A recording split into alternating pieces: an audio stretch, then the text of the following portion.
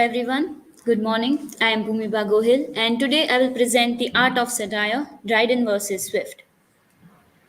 These are my academic information.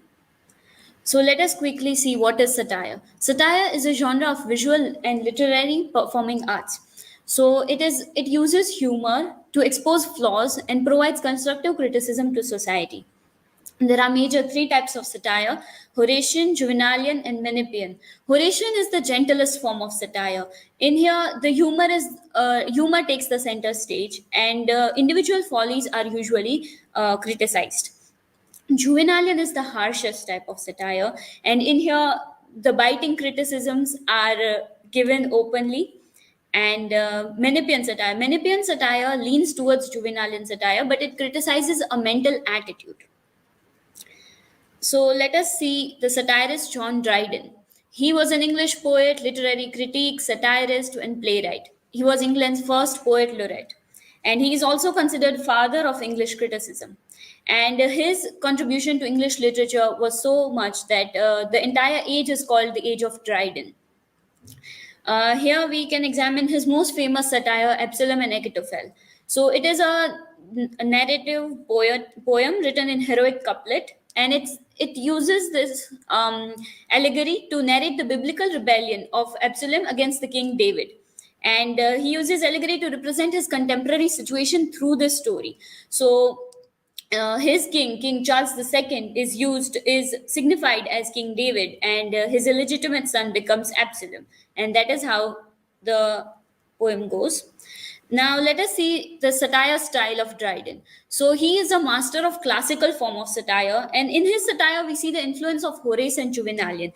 This means that there is humor, but there is also thinly veiled insults, and he's also a masterful portrayal of controlled contempt. This means that he insults somebody, but not in such a way that they feel offended. And he makes use of dignified scorn and ironic praise to uh, achieve his purpose. And we can also see the elevated style of writing. So this means that he never uses vulgar or low language or indecent imagery. Now we will see Jonathan Swift. He was an Anglo Irish author, political pamphleteer, satirist, and essayist. And he had a very struggleful life. And in very early age, his father died, and he had to grow up with his uncle. And due to political situation at the time, he was moved from Ireland to England. And through his writing, he challenged societal norms with thought provoking writings and questions. Suppose a modest proposal. So it is a proposal of cannibalism as a solution for poverty. He says to the poor people that you should sell your children as food. And in this way, he criticizes the British policy towards Ireland. So we will quickly see his satire style, and mostly he does political and social commentary, and it is not a source of amusement for him. So there is not entertainment is not the center stage. It is moral and ethical critique, and he makes use of sarcasm, hyperbole, mockery, all of that, and of course his signature sharp wit and clever wordplay. And there is an advocacy for change. So Swift does not just point out the flaws, he wants them to change. Here is a comparison of Dryden and Swift. One of the major thing we can see is Dryden was writing for the government. He was employed by the king, and Swift was writing against the government. He would just point out the flaws in the society. Dryden is criticizing while entertaining because he had to entertain his court.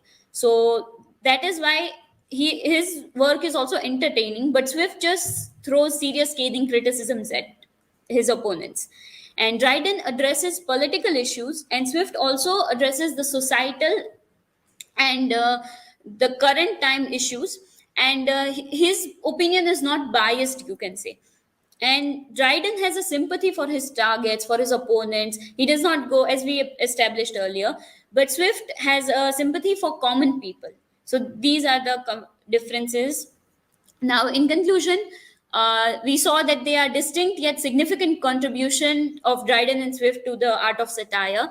They lived in different time periods and wrote in contrasting styles, yet they left an incredible mark on English literature. These are my references, and thank you. Now for any questions.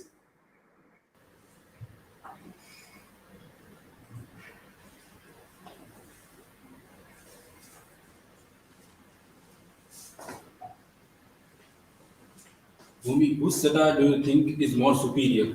I think that is a subjective matter and that depends on what do you personally like. But I think Swift's satire is more superior when compared to current times. Because in today's world, we need people who would stand up for what is wrong and stand their ground and demand change.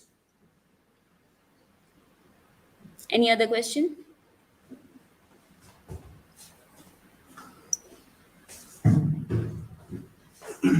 Bhumi, is there any difference between classical satire and satire of Dryden age? Yes, there is quite a difference. Classical satire is, as I said, there are three types of satire, so it was limited to that. Dryden satire is a mixture of Horatian satire and Juvenalian satire, so it is, you can say, quite evolved from the classical satire.